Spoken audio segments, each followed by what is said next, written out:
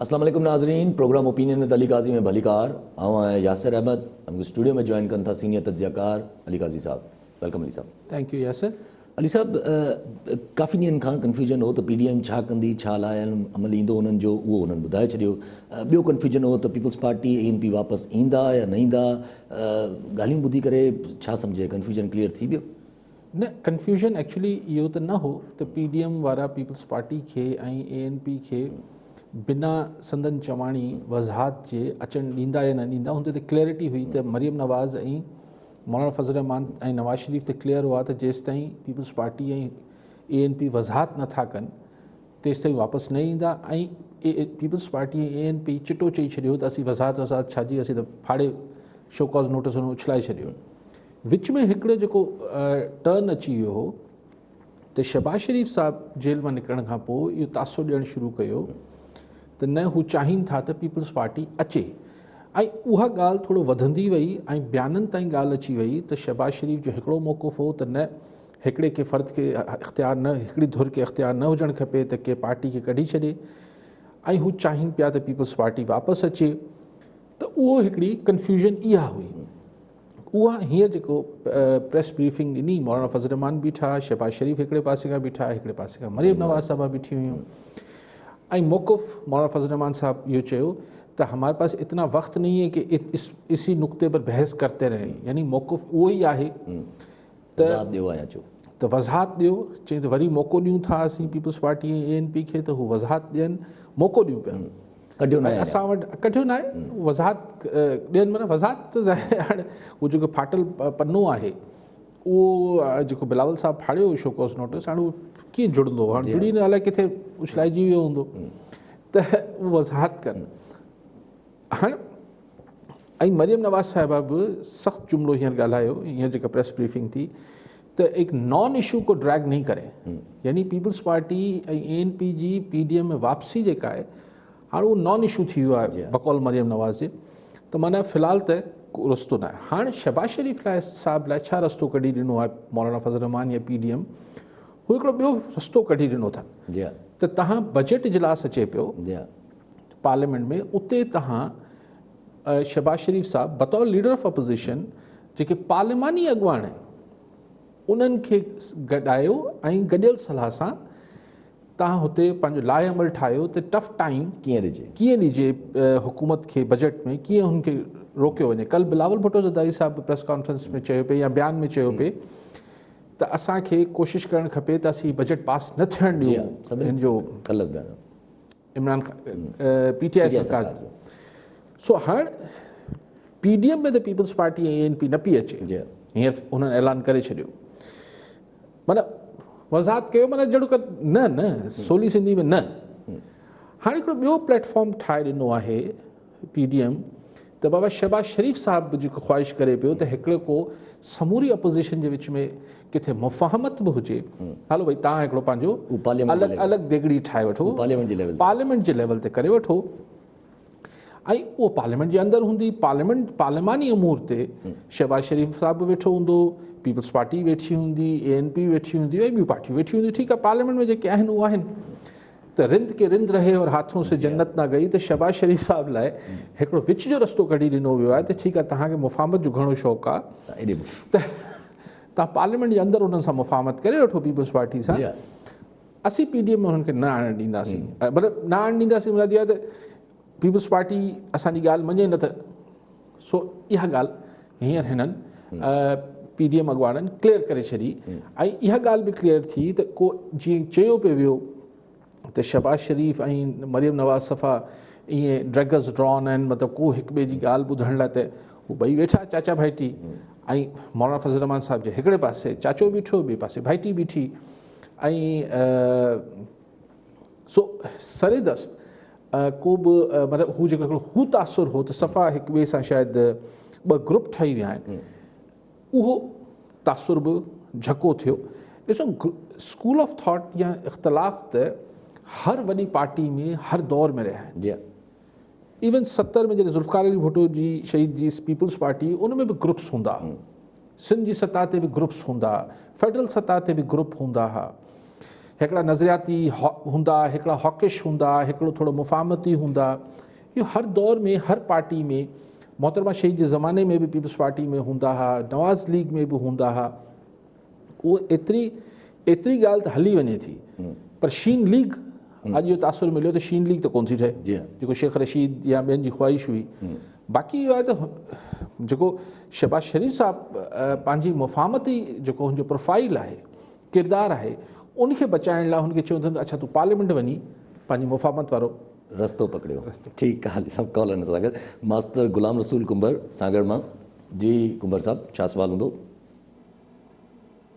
साईं सुवाल इहो आहे त PDM त अॻे बि कुझु कोन कयो, हाणे बि छा कंदी इहो त हाणे असांखे ख़बर आहे, पर थोरो ॿियो हिकिड़ो क्रिकेट जी इस्तराह में आउं सुवाल कंदसि त कैप्टन बि असांजो क्रिकेटर आहे इमरान ख़ान, जीअं त शहज़ाद अकबर खे सम्झूं था हिकिड़ो बैट्समैन आहे जंहिं इलाही बैटिंग कई, पर मैच हिकिड़ो को बॉलर आयो नज़ीर चौहान जंहिं हुनखे अची चिड़ायो आहे त हुन हेजिटेट थी हुन वञी हुन ते केस दाख़िल कयो आहे नज़ीर चौहान ते। त मस अहिड़ो बॉलर पैदा थियो आहे जहांगीर तरह वारी टीम में जंहिं शहज़ाद अकबर खे चिड़ाए पंहिंजे तौरु ॻाल्हियुनि करण खां हटाए केस दाख़िल कयो। इहो हाणे सिलसिलो अॻिते वधंदो या इहो हिते वरी हिन जूं मिली भॻतियूं आहिनि, थोरो सम्झायो। ठीकु आहे कुंबर साहब। अच्छा, PDM जो जेको तव्हां चयो त पहिरीं बि तव्हांखे आसिरो कोन हो, बहरहाल अॼु हुननि चयो आहे डिघी शुनवायूं ॾिनियूं अथनि। मिसाल चयो अथनि त हाणे PDM यानी हुकूमत जी मुबैना करप्शन ऐं ॿियनि मामलनि ते हिकिड़ो क़ानूनी माहिरनि जो ठाहे छॾियो अथनि, टीम ठाही अथनि। हुन फलाणो तारड़ साहिबु जेको आहे, आज़म तारड़ साहिबु जेको आहे उहो हूंदो, उनकी हेड कंदो हुन टीम खे। माना हाणे करप्शन खे अवामी रोडनि ऐं रस्तनि ते एहतजाज न कबो, फ़िलहालु अदालतनि ॾे रिजू कबो। माना ठंड प्रोग्राम आहे। बड़ा एहतजाजी मुज़ाहिरा या एहतजाज कया जाएगा, जलसो हूंदो, अलाए मार्च हूंदो, उहो 4 जुलाई ते 4 जुलाई ते सवात में, पोइ 29 जुलाई ते यानी अॼु पाण अञा जून शुरू थींदो 2 ॾींहंनि में, त माना तक़रीबन 2 महीननि खां पोइ कराची में हिकिड़ो जलसो कंदा। वेल, कराची जी सिलेक्शन इंट्रस्टिंग आहे। इंट्रस्टिंग सिलेक्शन जेको आहे, सवात पोइ कराची, पंजाब किथे ई न। जी हा, पंजाब में को जलसो न आहे, वरी इस्लामाबाद में। पोइ 14 जुलाई ते 14 अगस्त ते सो शुनवायूं तमामु डिघियूं मिलनि पियूं, यानी 3 महीननि में, भले हिकिड़ो महीनो त ग़ाइबु थियो, वरी 2 महीने में 2 थींदा, 4 जुलाई पोइ 29 जुलाई, पोइ 14 अगस्त ते इस्लामाबाद में एहतजाजी मुज़ाहिरा किया जाएगा। पाकिस्तान की आज़ादी से मुराद अलाए छा हो, मौलाना साहब जी, बाकी कश्मीर की आज़ादी और पंहिंजो बैतुल मुक़द्दस जे हवाले सां जेको आहे उते हू थींदो, उन सां यौम यकजहती मल्हायो वेंदो ऐं एहतजाज थींदो। उते बि लफ़्ज़ किथे ई न आहे त को लॉन्ग मार्च थींदो 14 अगस्त ते या कुझु थींदो, उनखे फ़िलहालु कैमोफ्लॉज रखियो वियो आहे त हू छा हूंदो, हू दुनिया जे कश्मीर मुसलमान भाइरनि सां यकजहती जो मामिलो हूंदो या इमरान सरकार खे ॾाइण लाइ कुझु या सिर्फ़ शो ऑफ स्ट्रेंथ हूंदी। जी हा, कुझु बि थी सघे थो। ठीकु आहे, सभु कॉलर नज़र गॾु। निसार खोसो कुबो सईद खान मां। जी खोसो साहब, छा सुवाल हूंदो? निसार खोसो कुबो साहब जी। अधिकारी साहब को सवाल आहे साईं, पंहिंजो शहीद बशीर खान जेकॾहिं हिन वक़्तु गुजरात सिंध में पाणी जो रुकाव सूरत आहे, पंहिंजो वण टिण त ख़तमु थी था वञनि, जानवर बि मरनि था, हाणे त फसलनि जो माण्हू सोचे नथो सघे, इंसानी आबादी खे वॾो ख़तरो थी वियो आहे। बशीर खान जहिड़ो शहीद बशीर खान जहिड़ो माण्हू जेकॾहिं हुजे हा त हिन वक़्तु बबरलो, मोरो ऐं कमू शहीद ते लखे माण्हू गॾु करे धरणो हणियो आहे। छा सिंध में बशीर खान खां पोइ अहिड़ो माण्हू कोन्हे जेको हिन मसइले खे हल कराए सघे? ठीकु आहे खोसो साहब। खोसो साहब, हर माण्हू जी पंहिंजी हिकिड़ो किरदारु हूंदो आहे, पंहिंजी हिकिड़ो अप्रोच हूंदी आहे, रख रखाव हूंदो आहे, हिकिड़ा मामलात हूंदा आहिनि। को बि माण्हू हुनजी रिप्लेसमेंट त न हूंदो आहे, पर कुझु कॾहिं कॾहिं थींदो आहे हिकिड़ी शइ जो माण्हू कुझु बहितर मुतबादिल अची वेंदो आहे, थोरो घटि ईंदो आहे। हाणे बशीर खान जो मुतबादिल संदसि फर्ज़ंद आहिनि, उहे जेके हुन पार्टी खे हेड कनि था। सवाल जो जवाबु छा थो ॾेई सघां त हींअर केरु आहे, फ़िलहालु के ऐलान न कयो आहे त आउं कुझु चई नथो सघां। ठीकु आहे सर। अच्छा, अगरि PDM जे अॼु हिन जेको इन सूरत हाल ते अगरि ॾिठो वञे त माना हिकिड़ी ॻाल्हि जेका इन हाउस चेंजिंग जी पंजाब में उहा बसि ख़तमु कई।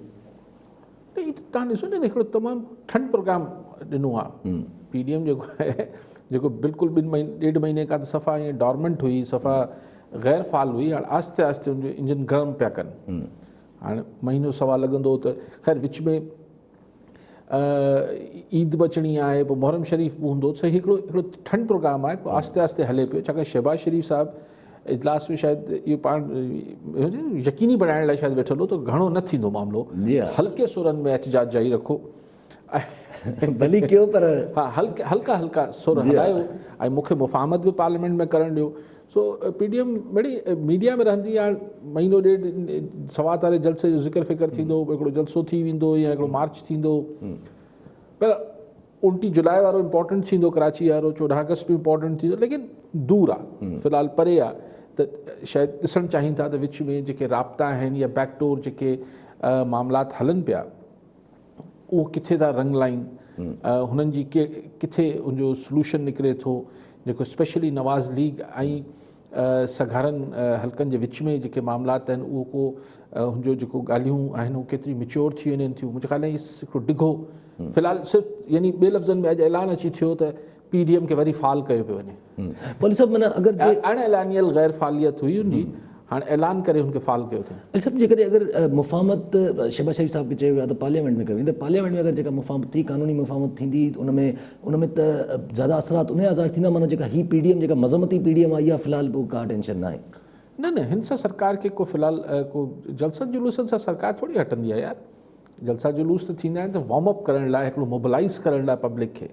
जलसनि जुलूसनि सां का हुकूमतूं डरंदियूं आहिनि छा? ठीकु आहे सभु कॉलर सां गॾु सलाउद्दीन मंगवाणो कराची मां। जी मंगवाणो साहब, छा सवाल हूंदो? अस्सलाम वालेकुम। वालेकुम अस्सलाम। साईं अली साहब खे बि सलाम क़बूल हुजे सर। अच्छा सर, हिकिड़ो साईं जन को इजाज़त हुजे त हिकिड़ो पर्सनल सुवाल आहे साईं सां कयूं, जेकॾहिं साईं इजाज़त ॾियनि त मां कयां। ज़रूरु कयो साईं।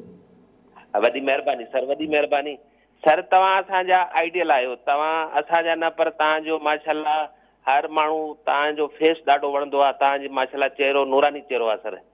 ऐं तव्हांखे जेको हिन फ्रिज खां अवल जेकी शइ रखियल आहिनि उहा ॾाढी भली लॻंदी आहे, तव्हांखे ॾाढी सुहिणी लॻंदी आहे माशाल्लाह। जेके रिक्वेस्ट आहे त वरी उहो चहिरो तव्हांजो अचे न त असांखे ॾाढो वणंदो। हीअ बि तव्हांजो माशाल्लाह भलो आहे, ॾाढो वणे थो। असां तव्हांखे ॾिसंदा आहियूं, तव्हांजो प्रोग्राम, तव्हांजो हिकु हिकु शइ तव्हांजी असांखे वणंदी आहे। इहो पर्सनल सुवाल आहे, माफ़ कजो, पर हाणे मूंखे जेको आहे सो ॾाढो दिलि चवंदी त मां साईं जन खे रिक्वेस्ट कयां।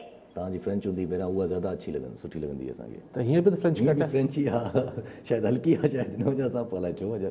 साईं थोरो मंगवाणे साहिबु थोरो गौर सां ॾिसो, मां हींअर बि फ्रेंच घटि ई आहे। अगरि तव्हांजी महिरबानी साईं, तव्हां कुर्ब तव्हांजा मोहबतूं, पर अगरि फ्रेंच घटि हुई त मुंहिंजी त हींअर बि फ्रेंच घटि आहे। अच्छा, अगरि PDM जे पंहिंजे ॻाल्हि ते अचे त अगरि जे PDM जो अगरि उनखे अलाइव रखिणो आहे कहिड़े बि हिसाब सां, त छा इहो अलाइव हाणे छो जो जहिड़े नमूने ॾिठो वञे थो, एॾी लंबियूं सुनवायूं, त माना का हिननि जी उमेदु न आहे त को अहिड़ो हिननि खे स्टेप खणणो आहे जिते गवर्नमेंट खे को वॾो को ख़तरो पए, त पोइ हीअ अलाइव रखण जो वजह इहा त न आहे त पोइ किथे नेक्स्ट इलेक्शन में को होॾे न अलायंस ठही वञे त हेॾे बि अलायंस बरक़रार रहे हिकिड़ो? न छो पीपल्स पार्टी अलॻि आहे, मुंहिंजो दिमाग़ अञा हुते बीठल आहे त साईं छा फ्रेंच घटि थिए, त मूंखे उहो हिकिड़ो पंजाबी टपो आहे, चलो छॾियो हाणे गैर सॼी त ॻाल्हि थींदी, हल्के मूड में हलियो वेंदुसि, जे तेरा हुकुम हुए छा, ख़ैर ॻाल्हि डिघी थी। साईं ॾिसो, PDM हींअर जेका इक्वेशन आहे, ऐं ख़ुदि अॻु में बि जेका पीपल्स पार्टी जी हुई, सां सूदो बि हुई, हीअ हिननि खे सूट पई करे, पर सिर्फ़ु ॻाल्हि हुई वक़्ती जेको इख़्तिलाफ़ राय हो त हुकूमत अगरि वञे त इलेक्शन न थिए। नुक़्तो आहे हिकिड़ो, पीपल्स पार्टी पंहिंजा 2 साल हुकूमत जा छॾण लाइ तयारु न आहे, 2 साल। ऐं नवाज़ लीग चाहे थी त अगरि हुकूमत वञे त इलेक्शन थिए, ताकी हींअर जेको नवाज़ लीग जो ग्राफ मथे चढ़ियल आहे उहो उनजो इलेक्शन में हुनखे फ़ाइदो थी वञे। सो हींअर जेके बाक़ी मांदा पार्टियूं आहिनि, हिननि सां त थी सघे थो त नवाज़ लीग अॻिते हली हिननि सां इलेक्शन इतिहाद बि करे वठे, छाकाणि त JUI सां इलेक्शन इतिहाद करण में नवाज़ लीग खे घणी परेशानी छाकाणि थींदो वधि में वधि KP जे हद ताईं। बलूचिस्तान में अख्तर महंगल साहब ऐं अचकज़ई साहब हिन जे सभु हिक ॿिए खे फ़ाइदो पहुचाईंदा। सो मसइलो हो नवाज़ लीग ऐं पीपल्स पार्टी जो, छाकाणि पीपल्स पार्टी पोइ पंजाब में सीटूं घुरे आहे नवाज़ लीग खां, जेको नवाज़ लीग ज़ाहिर ॾियणु न चाहे ॾियणु न चाहे। पर मजबूरी थिए सा, त पीपल्स पार्टी आहे ई कोन, त नवाज़ लीग खे त इन में बि फ़ाइदो ई आहे, हिन में बि फ़ाइदो ई आहे। ठीकु आहे सभु कॉलर सां गॾु यासीन मंगवाणो सकरन मां। जी मंगवाणो साहब, छा सवाल हूंदो? वालेकुम सलाम।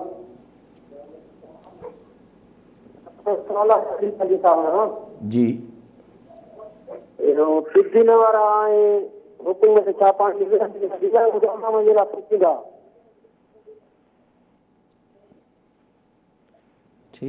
ठीकु आहे साईं, हू चए त पाण में ई अपोज़िशन वारा विढ़ंदा रहनि था पिया, आवाम लाइ कुझु कंदा या न कंदा। साईं जो सवाल इहो ई हो।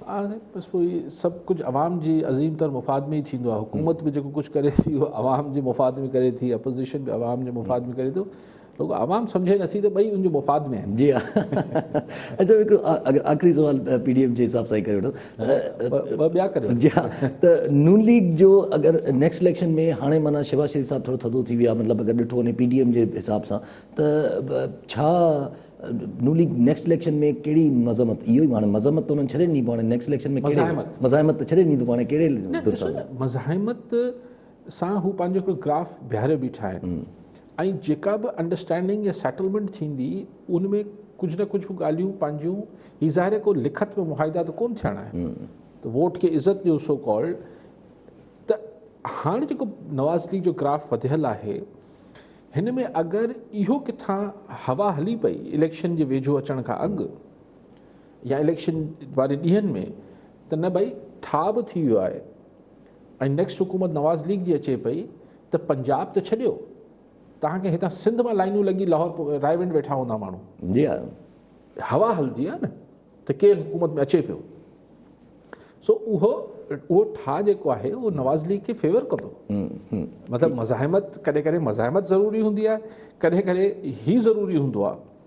ऐं तव्हांखे बीबी शहीद सां आख़िरी मुंहिंजी जेको ॻाल्हि हिकिड़ी थी आहे तव्हांखे ॿुधायां, तव्हां कॉलर वठी वठो, पहले चवंदा शाहिद अली सक्कर मां। जी शाहिद साहब, क्या कहना चाहेंगे, क्या सवाल होगा? देखिए, मैं एक तो अस्सलाम वालेकुम आपको भी और काजी साहब को भी। भाई साहब, शाहिद अली सक्कर से बोल रहा हूँ।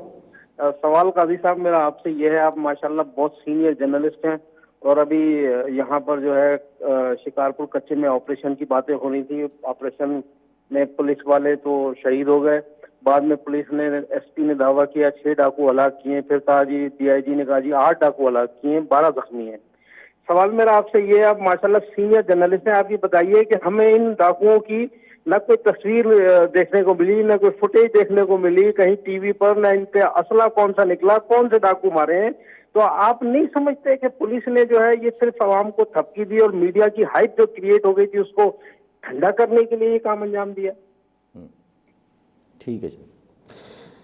शाहिद साहब जे सवाल खां पहिरीं मूं तव्हांखे ॿुधायो त बीबी शहीद सां जेका आख़िरी मुलाक़ात असीं 6-7 सहाफ़ी हुआसीं, त मुशर्रफ साहब जो ज़माने इमरजेंसी जनरल मुशर्रफ आई, त TV बि बंदि थी आहे, त असां 7 खनि जर्नलिस्ट हुआसीं, त बिलावल हाउस में बीबी शहीद सां ईअं को डिघी कचहरी थी, त जंहिंमें ईअं माना सिर्फ़ु सवाल जवाब न पियो थिए, कचहरी थिए पई। त बीबी शहीद चयो त ये गलत तासुर है कि हमारी कोई मुशर्रफ से डील हुई है, ऐं त अगर डील होती तो इमरजेंसी थोड़ी लगाई जाती है, जेको बीबी जो हाणे तो ईअं को ऑफिशियल गुफ्तगू न पई थिए, पर हिकिड़ी फ्रैंक डिस्कशन थी पे। तो मुझे बीबी आप तरदीद क्यों करती हैं कि डील हो गई है? जी क्या मतलब? मैं कहा देखें, अगर ये तासुर उभरेगा कि आपकी मुशर्रफ साहब से डील हुई है, तो जो नीचे लोग हवा का रुख देखते हैं कि कौन सी पार्टी इक़्तिदार में आ रही है, वो तो सब आपकी तरफ हो जाएंगे।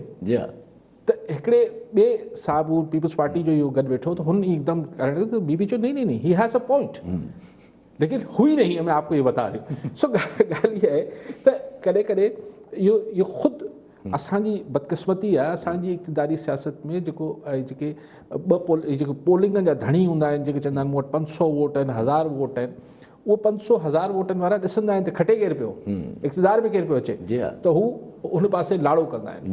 जी हा, ठीकु आहे। सभु कॉलर सां गॾु साजिद ओडो जैकबाबाद मां। जी ओडो साहब, छा सवाल हूंदो? अली साहब जन का मुंहिंजो सवाल आहे सर, वफ़ाक़ी हुकूमत सिंध सां पाणी जे मसइले ते वॾी ज़्यादती करे थी, पाणी जो बहिरान आहे, हद खां वधीक पाणी जो बहिरान आहे, सॼो सिंध फसलनि जो इहो आहे, उनजे करे पाणी जी ज़्यादती करे थी। सोहेल अनवर साहिबु थोरो पाणी जो इहो इशू उथारियो त उन ते बि उनजे नेब हाणे रेफरेंस खोलिया आहिनि, पहिरियां यादि न हुया नेब खे। हाणे कोई जेको आवाज़ु उथारे पंहिंजे हक़ जे लाइ उनजे ख़िलाफ़ु वरी रेफरेंस खोलिया वञनि ऐं केस खोलिया वञनि। केस आहिनि त पहिरियां छो न पिया खुलनि केस, ई ॿिए ॾींहं ते केस खुली वियो आहे उनजे ख़िलाफ़ु।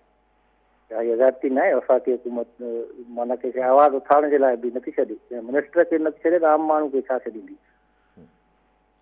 ठीक है शाह साहब, ये पानी वाले मसले। अच्छा, पहले जो शाहिद साहब ने सखर से सवाल किया कि देखिए बात बहुत अजीब है कि अगर पुलिस का ये दावा हम मान लेते हैं कि 8 या 6 उन्होंने डाकू हलाक किए और इतने ज़ख्मी किए, तो चलो ज़ख्मी तो वो उठा के ले गए, लेकिन सिचुएशन ये थी जो बाद में हमें ये इससे सोशल मीडिया पे जो इन्होंने डाकुओं ने खुद अपनी वीडियोस वायरल की, पुलिस तो अपनी बख्तरबंद छोड़ के चली गई थी।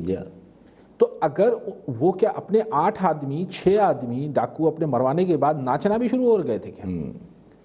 भाई अगर ऐसा होता है कि 2 पुलिस एहलकार शहीद हुए हैं और वो 6-7 मरे हैं डाकू, तो एक दोनों तरफ एक हरासमेंट, ठीक है पुलिस पीछे हटी, वो भी पीछे हट जाए तो डाकू भी पीछे हटते। तो कोई लॉजिक समझ में नहीं आती है कि वो जो इनके दावा है कि 6 या 8 या 7 डाकू मर गए हैं, तो वो उनके जो साथी थे डाकुओं के, उनकी लाश पड़े थे और ये नाच रहे थे उस पर खड़े हुए बख्तरबंद गाड़ी पे। तो ये कोई मंतक ही नहीं बनती है पुलिस की इस लॉजिक की। जबकि बात यह है कि देखिए 6 मरे 8 मरे, आखिर में आप पीछे हटे हैं, आप अपनी बख्तरबंद गाड़ियाँ, आपके शहीद जो वहाँ पड़े थे उनकी उन्होंने वो बुलेट प्रूफ जैकेट निकाल कर और उसमें अपनी वो सेल्फियाँ बनवा रहे थे। ये मतलब, और ऐसा झूठ बोलने का कोई सेंस नहीं होता है। मुझे समझ नहीं आता कि पुलिस ऐसी गलत बयानी क्यों करती है कि जी वो फिर मुकाबला हुआ, मुझे नहीं, ये जाली मुकाबले होते हैं, मुकाबला हुआ 2 आदमी हमने मार दिए, फोरू और डाकू। भाई किस तरह का मुकाबला था? तो ये इसी तरह इन्होंने 6 उनके मार दिए हैं, वो जिसका कुछ कह नहीं सकते। लेकिन फिर क्या हो रहा है? अभी भी कुछ भी नहीं हो रहा। ये ऑपरेशन हॉल्ट लग गया, फिर ऑपरेशन की बात हो रही है। ऑपरेशन तो हॉल्ट हो जाएगा, लेकिन अगर पुलिस अपनी रूटीन जो इफेक्टिव जो उनकी कार्रवाइयाँ हैं अगर वो 365 दिन जारी रखें, तो ऑपरेशन के शुरू होने और ना शुरू होने की ब्रेकिंग न्यूज़ का कोई झगड़ा ही नहीं है। 365 दिन हुई ऑपरेशन या जो भी कार्रवाई है वो जारी रहनी चाहिए। जो ओढो साहब चयो जेको बाद में सही बिल्कुल ज़्यादती आहे। पाणी जी आवाज़, लेकिन ॻाल्हि इहा आहे त सुहेल सियाल जे ख़िलाफ़ु अगरि जे तासुर आहे त भई हुन हिकिड़ी ॾींहुं प्राइम मिनिस्टर सां मुलाक़ात कई ऐं सिंध जे लाइ ही ज़ाहिर इरीगेशन मिनिस्टर आहे, सुहेल सियाल खे ॻाल्हाइणो आहे सिंध जे हुकूमत पारां, हुनजे ख़िलाफ़ु नैब जो जेको बि चवनि था त रेफरेंस इतफ़ाक़ सां टाइमिंग साॻी आहे, हाणे इतफ़ाक़ी टाइमिंग आहे या इन ई मक़सद लाइ आहे, ऐं नैब जी टाइमिंग में तमामु सुठी हूंदी आहे अक्सर। लेकिन ॾिसो अगरि मिसाल अवल त छो थींदो, सुहेल सियाल त अॼु बि ॻाल्हायो पियो, कल्ह टाइम न्यूज़ ते बि उनखे ॿुधो पियो, हाणे सियासी माण्हू आहिनि, हिकिड़े केसनि जे करे त कोन माठ थींदा, लेकिन सॼी सिंध खे नैब जा केस कराए छॾींदा छा? अगरि सुहेल सियाल मिसाल इहो थींदो, हिकिड़े सेकेंड लाइ मफ़रूज़े तौरु ॻाल्हायूं त सुहेल सियाल माठ थी वञे त सिंध माठ थी वेंदी छा? पाणी जी खोट आहे, ज़्यादती थिए पई, अॼु बि शायदि गुड्डू ते 28% आहे, 28%, सखर बैराज ते 35 सैकड़ो, ऐं कोटड़ी 32 ऐं कोटड़ी ते 50 सैकड़ो खोट आहे। त हिनजे कंहिंजे केतिरनि खे माठ कराईंदव? करोड़े माण्हुनि जो मसइलो आहे। मां बार बार चवां थो, पाणी हिकिड़ो सेंसिटिव इशू आहे, सूबनि जे विच में आहे, हिन खे जेको आहे उहो ईअं लाइटली जीअं प्राइम मिनिस्टर साहिबु या वफ़ाक़ डील करे पियो, ईअं न करणु खपे। ठीकु आहे सभु कॉलर सां गॾु अब्दुल रशीद लाखो हाला मां। जी लाखो साहब, छा सुवाल हूंदो? सर सवाल असांजो काज़ी साहिब सां इहो आहे त ही जेका लॉकडाउन या स्मार्ट डाउन या मुख़्तलिफ़ शहरनि में या मुख़्तलिफ़ इहो माना ॻोठनि में जेके लॉकडाउन लॻाए वञनि था, ग़रीब तबिको पीड़जंदो वञे थो ऐं ऑफिसर तबिको त हुई माना एशियन मां आहे, पर ग़रीब तबिके लाइ अहिड़ो वोट लिस्ट वारो सिस्टम खणनि जेका ॻोठनि खां शहरनि में वोट लिस्टूं वठनि ऐं उन्हनि ग़रीबनि खे उहो राशन पहुचाइनि त 2 गिरा मानी या खाई उन्हनि खे दुआऊं त ॾियनि। ईअं न आहे त जेके वीचारा कमाइनि था रोडनि रस्तनि ते उन्हनि जी बि लॉकडाउन आहे, जेके बर्फ़नि जे दुकाननि ते कमाइनि था उन लाइ बि लॉकडाउन आहे, जेके कपिड़नि जे दुकाननि ते सोनारनि जे दुकाननि ते मक़सदु त माना ऑल ओवर जेके बि माना दुकाननि ते नंढड़ो तबिको कमाए थो उहे त पीड़जंदा वञनि था। हाणे उन्हनि लाइ कुझु न कुझु हुकूमत करे वोट लिस्ट जे ज़रिए उन्हनि ताईं उहो राशन पहुचाए त उन्हनि खे दुआऊं त ॾींदा। ठीकु आहे लाखो साहब। लाखो साहब हाणे त लॉकडाउन 5 ॾींहं त आहे कोन, मूंखे राति जो केॾी महिल ताईं खोले 8 बजे 8 ताईं खुलियल आहे। 8 ताईं असांजा ॿाराड़ी जा इलाइक़ा ख़ासि तरह लाखो साहब उहो त उहो ई 8-9 बजे बंदि थी वञनि था। जी हा सो मूंखे ख़बर न आहे बाक़ी शायदि छंछरु आचर ते आहे, जी हा पर छंछरु आचर असांजे जेके पोएं भेरे जेको सख़्तु लॉकडाउन थियो 2 महीना हलियो अलाए केतिरो, उन में बि असांजे ॿाराड़ी में तव्हां हुन दौरान पाण बि वियोसि, ॿाराड़ी जे इलाइक़नि में किथां लॉकडाउन थिए थो, लेकिन माण्हुनि खे को इमदाद ॾियणु खपे, बिल्कुलु सही आहे अगरि ॾेई सघे सरकार, पर सरकार पोएं भेरे बि न ॾेई सघी, जी हा न ॾेई सघे, हिन दफ़े बि किथां ॾींदी। पोइ एहसास प्रोग्राम ऐं फलाणा प्रोग्राम आहिनि जेतिरनि खे ॾेई सघनि था, बाक़ी दुआनि लाइ अगरि कमु कंदी हुजे सरकार त पोइ सरकार वोट लाइ कमु कंदी आहे। ठीकु आहे ठीकु आहे सर। अॼु सभु हिकिड़ो बट मतिलबु हिकिड़ो असांजा सीनियर जर्नलिस्ट आहिनि हामिद मीर साहब जा कुझु रिमार्क्स आया बट कल्ह, ऐं थोरा ख़तरनाक रिमार्क्स आहिनि जो चवण त मूंखे मतिलबु हिकिड़ो मीडिया खे चयो थो वञे त हिकिड़ो नैरेटिव क्रिएट कयो वञे। हामिद मीर साहब अॼुकल्ह तमामु सख़्तु क़िस्म जी गुफ़्तगू कनि पिया, ऐं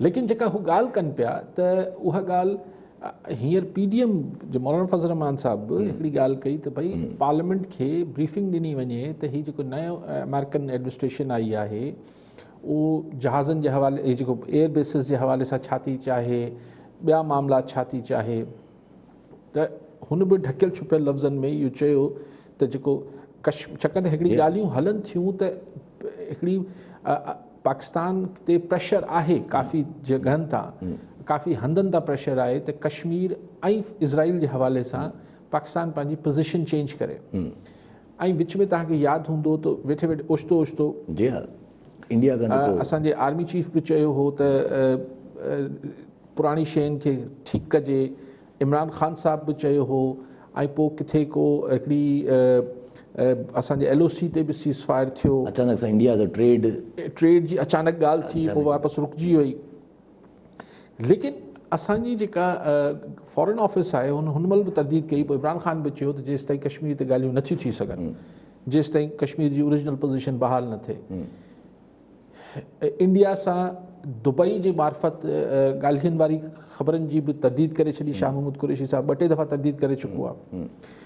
सो साॻी रीति इज़राइल लाइ बि पाकिस्तान जी पोज़ीशन क्लियर आहे त पाकिस्तान फ़िलहालु कोन पियो तस्लीम करे, क्लियर करे छॾनि। सो हाणे हामिद मीर साहब हीअ जेका ॻाल्हि करे पियो त शायदि मूंखे ख़बर न आहे उहो कीअं हामिद मीर साहब खे कीअं चयो हुजे त को अहिड़ो नैरेटिव बिल्टअप कजे, पर ॾिसो अगरि नैरेटिव बिल्टअप करिणो हुजे जिन्हनि धुरियुनि ॾे इशारो करे पियो हामिद मीर साहब, अगरि मुबैना तौर ते त हू रुगो हू पोइ जेको मूं एज़ अ जर्नलिस्ट ॾिठो आहे 32-34 सालनि में, त पोइ ईअं न थींदो आहे। ऐं ख़ासि तौर ते हामिद मीर खे कोन चवंदा त हू शुरूआति करे, हुनखे ख़बर आहे त इहो कीअं माहौल जुड़ंदो आहे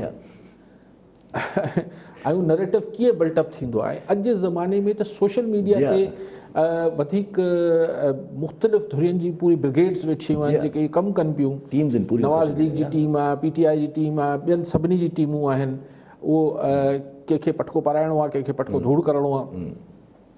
त हामिद मीर साहब चए पियो, मूंखे ख़बर न आहे त हुनखे ऐं ॾाढो सख़्तु ॻाल्हायो अथसि, ऐं पर मूंखे हिकिड़ी ॻाल्हि नथी, तव्हां कॉलर आहे, मूंखे हिकिड़ी ॻाल्हि नथी सम्झ में अचे